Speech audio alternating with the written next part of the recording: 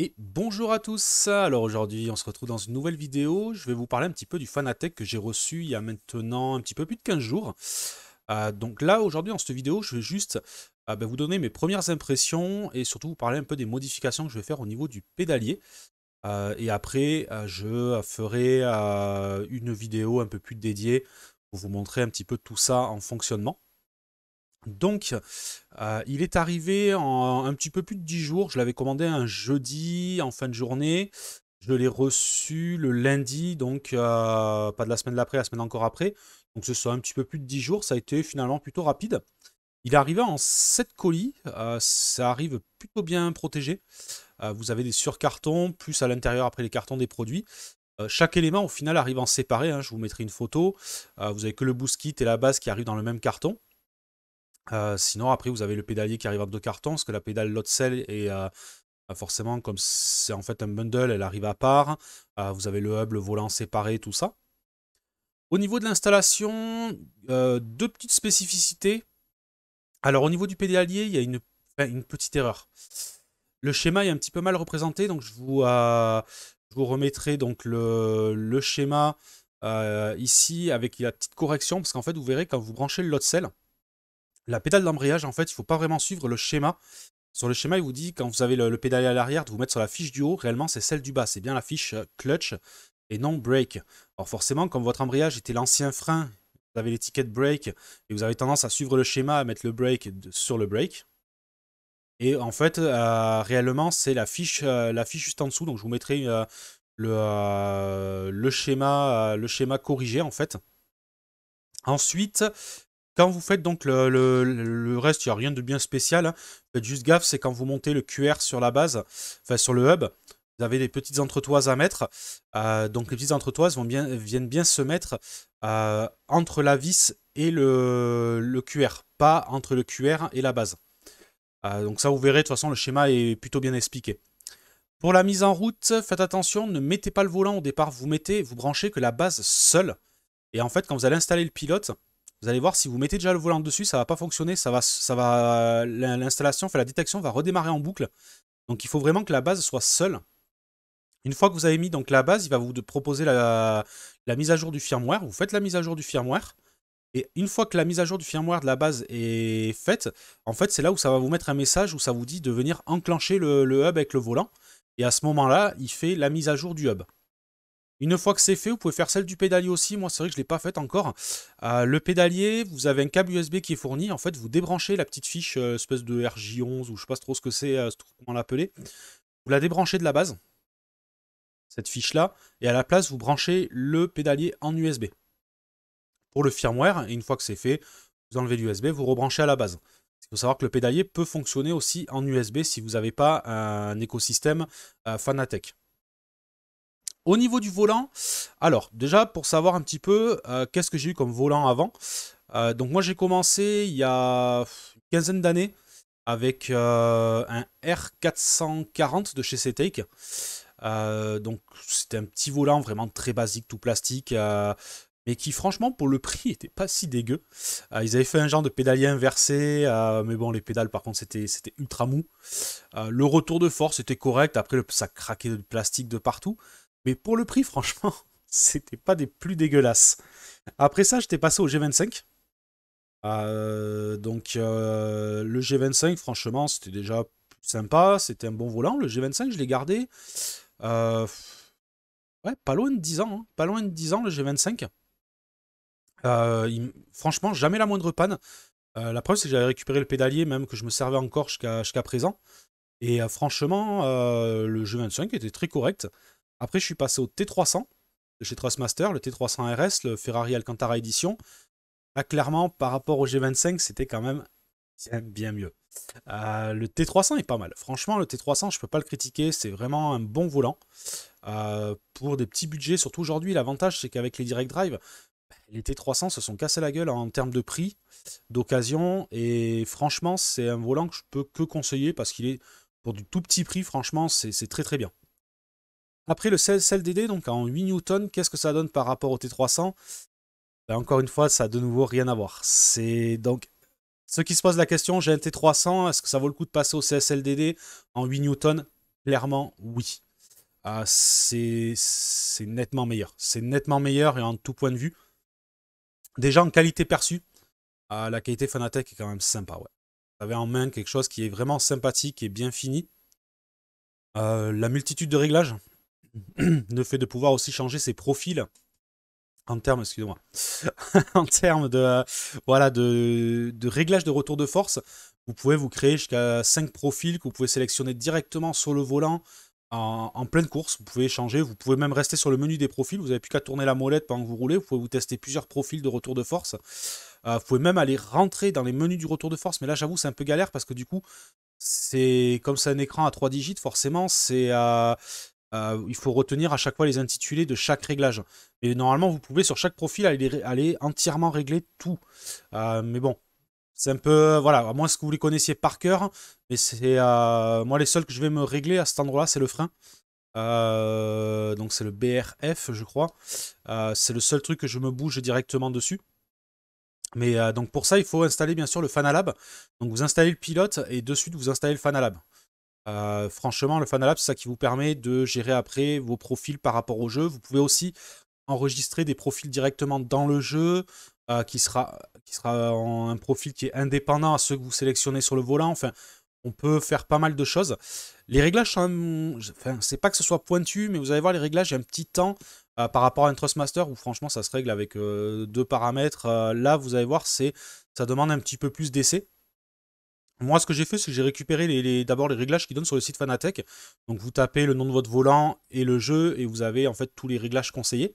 Moi, j'ai commencé comme ça, et après, j'ai affiné parce que, par exemple, sur ETS, j'ai bien aimé les réglages que les utilisateurs proposaient. Là, j'ai rien touché de plus. BinMG, c'est pareil.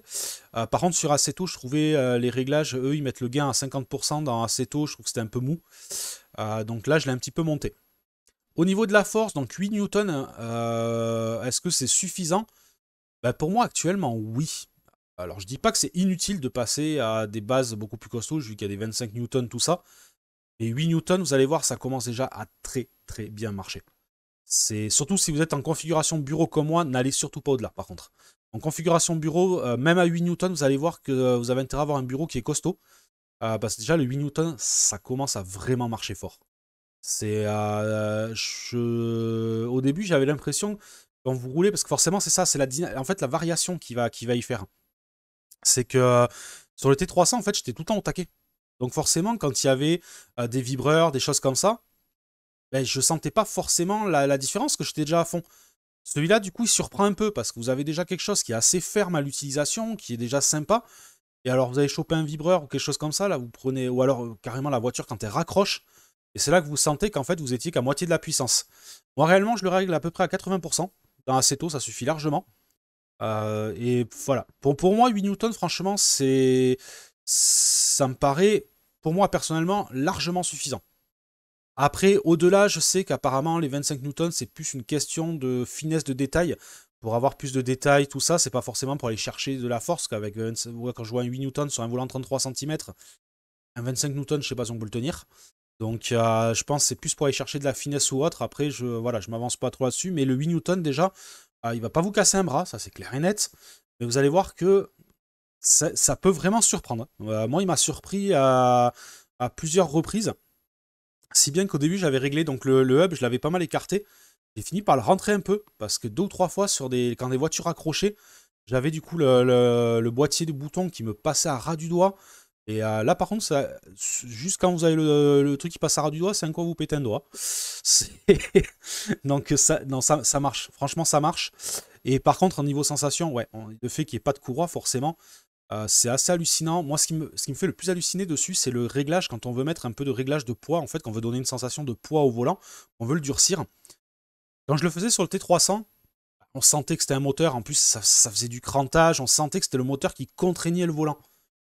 Là, ce qui est impressionnant, c'est qu'on n'a plus l'impression que c'est un moteur qui contraint le volant. Vous avez vraiment l'impression qu'il y a un axe et qu'on rajoute vraiment du poids, qu'il y a vraiment de la lourdeur derrière. Il n'y a aucune sensation sur cet effet-là que c'est un moteur qui vous fait ça. C'est super naturel, c'est assez impressionnant. Dans l'ETS, j'aime beaucoup. Parce que dans l'ETS, du coup, ça donne une direction un peu lourde pour le camion et qui est vachement naturel, quoi. On a vraiment l'impression de tirer du poids. on n'a pas l'impression que c'est le moteur qui vient en fait tout simplement contraindre donc la roue. C'est assez sympa à ce niveau-là. Je trouve ça hyper réaliste. Niveau détail, c'est autre chose. C'est vrai que j'étais même un petit peu perdu par rapport au T300, c'est parce que les sensations sont un peu différentes. Par contre, il y a des gros avantages, c'est que par exemple, quand vous passez d'une propulsion à une traction, je trouve que la différence, elle est quand même assez énorme. Vous sentez vraiment que vous êtes sur deux bagnoles différentes, et puis même, vous sentez vraiment les comportements différents de chaque voiture dans le jeu. Avec le T300, c'était presque, toutes les bagnoles se ressemblaient presque. Et finalement, j'avais même presque pris l'habitude, dès que je prenais une voiture, de rechercher toujours la même sensation pour connaître le volant. Là, vraiment, selon les voitures, on sent vraiment que le volant s'adapte. On a quelque chose qui est assez différent. Et non, clairement, c'est... Ouais. Au début, c'est un peu galère parce que forcément, on est trop habitué à l'ancien. En plus de ça, le temps de trouver ses réglages, ben, au début, on est un peu entre deux. On se dit, ouais, c'est mieux, mais sans plus. Parce qu'en fait, ben voilà, on le connaît pas encore. Les réglages sont pas forcément les bons. Une fois que vous trouvez les bons réglages, ben, clairement, c'est un régal. C'est un régal. Moi, je suis super content finalement du changement. J'avais peur d'être déçu ou autre. En fait, non, pas du tout. Au niveau du pédalier maintenant, donc c'est de ça que je voulais parler dans cette vidéo là, c'est lui qui va nécessiter quelques modifications. Donc le CSL pédale d'origine, il est correct, mais par contre il souffre quand même de quelques défauts. La pédale Lotsel, le système d'élastomère qu'ils ont mis, enfin moi je l'aime pas du tout. C'est vraiment un effet, vous avez quasiment pas de course. C'est tout dans la force. Le problème c'est que c'est très compliqué parce que en fait ça va jouer en fait sur votre mémoire musculaire un petit peu mais c'est pas pratique. Moi j'aime bien vraiment avoir quelque chose au ressenti, savoir où j'en suis sur la pédale. Donc ça se modifie. Et c'est ça justement voilà, que je suis en train d'attaquer dessus. Donc je vais vous donner justement quelques petits conseils. Et j'ai fait beaucoup de recherches là-dessus. Et j'ai commencé les modifications. Donc la première modification, elle concerne le lot cell. Pour ça, donc j'ai viré les élastomères, j'ai mis des ressorts. Donc vous avez plusieurs combinaisons qui sont possibles. Moi, je suis parti sur la combinaison la plus souple, entre guillemets. Enfin, souple, tape quand même encore dans le 50 kg. Hein, donc c'est avec le ressort jaune et le bleu. Donc je mets un jaune en haut et un bleu en dessous. Donc le jaune, c'est une force de 30 kg. Le bleu, c'est 54 kg, je crois. Donc ça va vous permettre vraiment d'avoir un freinage assez réaliste en deux temps. C'est-à-dire que vous allez d'abord écraser le jaune qui est plus souple, et après, une fois que vous l'avez écrasé, vous allez aller chercher la dureté du bleu. Donc en fait, comme dans une vraie voiture, vous allez sentir que votre pédale, elle va avoir d'abord la première attaque que vous allez utiliser le plus souvent, c'est la plus souple, entre guillemets, celle qui est la première. Et après, vraiment, il va falloir aller chercher pour aller vraiment taper dans le fond du frein. Et là, c'est pareil, vous allez avoir du 30 kg, et après, il va falloir aller chercher les 20 kg supplémentaires pour aller taper dans le fond du frein. Si c'est trop mou pour vous, vous pouvez faire une autre combinaison qui est, au lieu d'avoir le jaune et le bleu en dessous, vous pouvez passer avec le bleu et le rouge en dessous. Le rouge, c'est un 80 kg. Après, il y a le ressort vert aussi, mais alors je vous déconseille. Alors lui, c'est un 120 kg, je crois, donc c'est beaucoup trop. Le lot cell, ça a ce gros avantage-là, c'est que justement, on va pouvoir allier... moi, j'ai mis un peu de temps à le comprendre, hein. Mais maintenant que j'ai compris ce qui est possible de faire, quand on a bien compris, c'est génial en fait. Vous pouvez allier à la fois la sensation au pied que vous voulez et la courbe de réponse que vous voulez. En fait, la sensation au pied, vous allez la faire justement avec vos combinaisons de ressorts. C'est ça qui va vous donner la sensation que votre pied va avoir. Et après, en réglant la force, donc vous pouvez régler jusqu'à 100%, donc de 0 à 60 kg, ça va vous permettre justement, par rapport en adéquation avec vos ressorts, d'aller chercher le ressenti que vous voulez. Donc moi, par exemple, ben, quand j'arrive, je le règle, je me mets en butée du ressort jaune, avec le pied, et je le règle à peu près à 60%. Je veux que mes 60 premiers pourcents soient sur la partie du ressort jaune, c'est-à-dire sur la partie un peu plus souple, et dès que j'arrive dans la dureté, je vais aller chercher les 40% restants. Donc sur la plupart des voitures, vous n'allez jamais aller les chercher. Par contre, quand vous êtes dans des voitures anciennes, les voitures anciennes, vous allez commencer à taper vraiment dans le frein. Et vraiment, vous allez avoir cette sensation de tant que vous voulez du freinage précis, vous êtes dans le plus souple. Et après, vous allez aller taper dans le plus dur, le ressort bleu. Si vous voulez accentuer encore plus ça, ben en effet, vous pouvez mettre donc du coup un bleu et un rouge. Donc ça, c'est au niveau des ressorts. Au niveau des ressorts, je vous montrerai un petit peu parce que Sur les ressorts, faites attention, je vais vous mettre un exemple. Sur Amazon, ils ont tendance à vous les vendre pour CSL, machin. En fait, ils vous les survendent. Le lot de 3 ressorts, je crois qu'il est à 37 euros. Alors qu'en fait, les ressorts, vous les trouvez. Alors, si vous les achetez sur AliExpress, ça vaut 3 ou 4 euros. Ou alors, même sur Amazon, ça vaut 7 balles. Donc, faites attention de ne pas aller acheter forcément le ressort pour CSL, machin. C'est le même. Hein. Vous allez le payer beaucoup plus cher. Vous allez le payer le double du prix, en fait, que son prix réel. Et donc, après, vous pourrez expérimenter différentes combinaisons. J'avais fait aussi le test avec les TPU. J'en ai testé plein. Je me suis imprimé au moins. Je dois avoir 7 ou 8 TPU que je me suis imprimé pour tester différentes combinaisons, tout ça. Ce que j'aime pas dans le TPU, en fait, c'est que c'est pas naturel. Alors on se dirait, oui, le TPU, ça va faire effet un peu hydraulique, vu que c'est caoutchouteux, tout ça. Mais en fait, non, c'est trop spongieux, en fait. Vous avez vraiment l'impression d'avoir une pédale de frein remplie d'air, en fait. En réalité, vous avez l'impression qu'il y a de l'air dans l'hydraulique, c'est hyper spongieux. Finalement, je préfère quand même la dureté du ressort. Certes, ça enlève le côté un peu style hydraulique, tout ça. Après, vous pouvez faire une combinaison. Au pire, vous pouvez partir avec un TPU et un ressort. Si vous voulez vous faire un petit combiné du double effet, en ayant d'abord le ressort qui agit et aller après taper pour faire l'effet de rebond hydraulique dans le TPU qui lui va vous donner un peu cet effet de rebond enfin, c'est pas vraiment un rebond, mais cet effet d'écrasement de circuit hydraulique. Donc voilà. Au niveau des pédales, je vais faire aussi donc la petite modif avec les amortisseurs RC. Donc je me suis déjà imprimé donc je m'en suis fait 2 paires comme ça. Donc ça, c'est les accroches qui vont venir. Celle-ci, celle qui va sur le haut de la pédale, celle-ci en bas. Et en fait, vous avez le ressort ici qui va venir.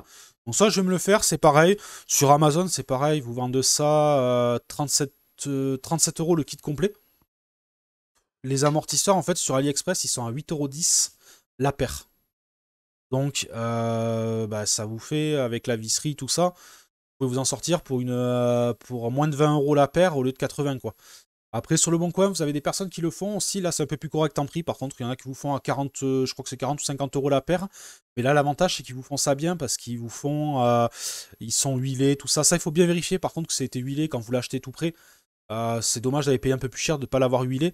Parce qu'en fait, si vous voulez, dans les amortisseurs de RC, vous avez de l'huile. Et souvent, dans les amortisseurs chinois, comme ça, que vous achetez dans les 8 balles, soit il n'y a pas d'huile, soit vous en avez une, mais alors c'est plus proche de la flotte que de l'huile. Donc ça, c'est pas mal quand même de la changer. Moi là, je vais mettre, là je ne les ai pas encore reçus, là j'attendais, je vous donnerai un compte rendu. Je vais mettre, j'ai que ça, là, de la 500. À l'unité, c'est du CST, CTS, quelque chose comme ça. Là, c'est du 500, c'est beaucoup. 500 pour des 1/8e. Normalement, du 300 serait plus adapté. Là, je vais voir ce que ça donne avec la 500. Il ne me reste plus que de la 500. Donc, mais normalement, en RC, vous allez plutôt mettre sur des petits buggy, vous allez mettre de la 200, 3 ou 300. Et sur des 1/8e, vous allez mettre 400, 350, 400, 450. Le 500, moi j'avais fait ça parce que j'ai une petite 1/10e thermique. Les amortisseurs commençaient à fatiguer et c'était en fait pour les durcir un petit peu. Je les ai durcis un peu par une huile un peu plus costaud. C'est pas le mieux parce que normalement c'est l'effet ressort, mais ça a permis quand même de la durcir un peu et que ce soit mieux. Donc il faut voir au ressenti ce que ça va donner parce que le 500 du coup peut être assez restrictif et un peu bizarre en sensation. Mais ça, vérifiez bien ouais, que si vous achetez le kit tout prêt, que ce soit huilé. Ou sinon, après, vous pouvez vous le faire pour pas cher, quoi. Moi, j'ai même pas acheté de visserie. Ça, c'est de la tige filetée que j'avais. C'était une longue tige filetée que j'ai coupée avec des écrous. J'ai même envie de dire, si vous avez même pas d'imprimante 3D, vous pouvez vous débrouiller sans ça. Hein. Vous mettez 2 rondelles et vous mettez 2 écrous, ici. À la place pour venir mettre de chaque côté. Donc ça, c'est vraiment pour le côté pratique. Si vous avez une imprimante 3D, voilà. Ça, après, à la rigueur, vous voulez proposer s'il y a besoin, pas forcément avec la visserie, mais si vous voulez, je peux vous faire le lot d'entretoises. Donc un lot complet, hein, c'est-à-dire pour faire 2 pédales. Donc vraiment, voilà. C'est-à-dire 8 entretoises en tout. Voilà. Vous voulez ça, je peux vous faire le lot en impression 3D. Si ça vous intéresse, allez, pour une dizaine d'euros, il n'y a pas de souci. Vous me dites. Et donc voilà.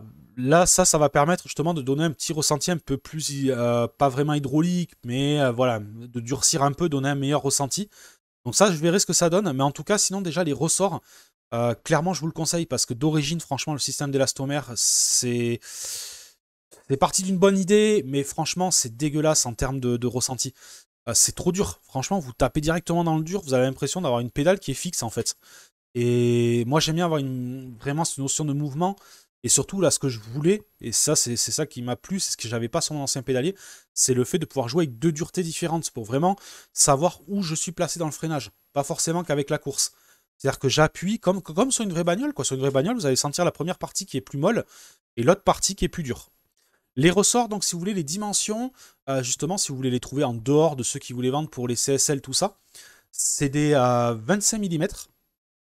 Donc ça, je vous parle des ressorts des ressorts donc pour le lot cell. C'est des 25 mm par 20 mm de diamètre et avec un trou de 10 mm. Donc ils appellent ça, je crois que c'est des ressorts matrices ou quelque chose comme ça. À la base, c'est fait pour les imprimantes 3D. Vérifiez un peu les duretés par contre, parce que je ne sais pas si les codes couleurs sont les mêmes sur chaque marque. Après, pour le mode avec ça, là, pour les amortisseurs RC, c'est des amortisseurs de 1/8. Je vous le mettrai aussi. Et c'est donc des 140 mm. Ça vaut 8 € la paire. Et après, comme je vous dis, il faudra voir pour l'huile. Pour l'huile, si vous voulez vérifier, en fait, si vous les achetez, par exemple, si vous achetez un kit tout prêt auprès d'un particulier ou autre, si vous voulez voir si il les a bien huilés, en fait, c'est très simple. Vous démontez la tête d'amortisseur, vous mettez l'amortisseur, la partie métallique vers le haut, vous dévissez la tête d'amortisseur, faites attention que ça ne coule pas, parce qu'en fait, vous ouvrez, vous allez voir, ça fait comme un petit récipient. C'est comme un petit récipient, et dedans, vous allez voir de suite s'il y a de l'huile.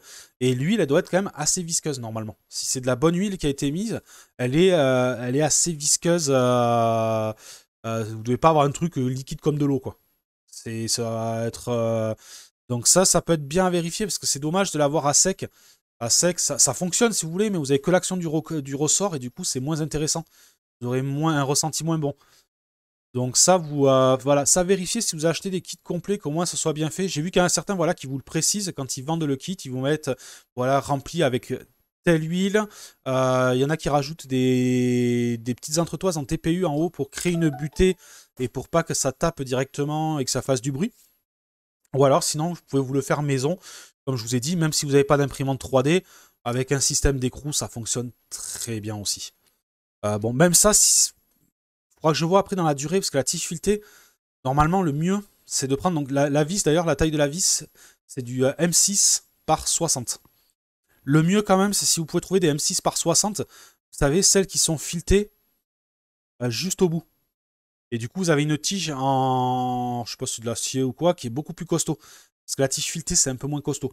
Moi, je verrai dans le temps si elle n'a pas tendance à plier. Si elle a tendance à plier, je me prendrai un autre type de visserie. Si vous pouvez avoir des écrous freins aussi, ça peut être mieux. Moi, j'ai fait ça tout simplement parce que j'ai fait tout ce qui traînait pour moi, ça va me faire la modif pour 8 € en fait. Donc,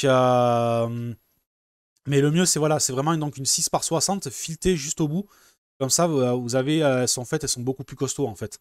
Là, ça, c'est de la tige filetée, ça peut assez vite plier.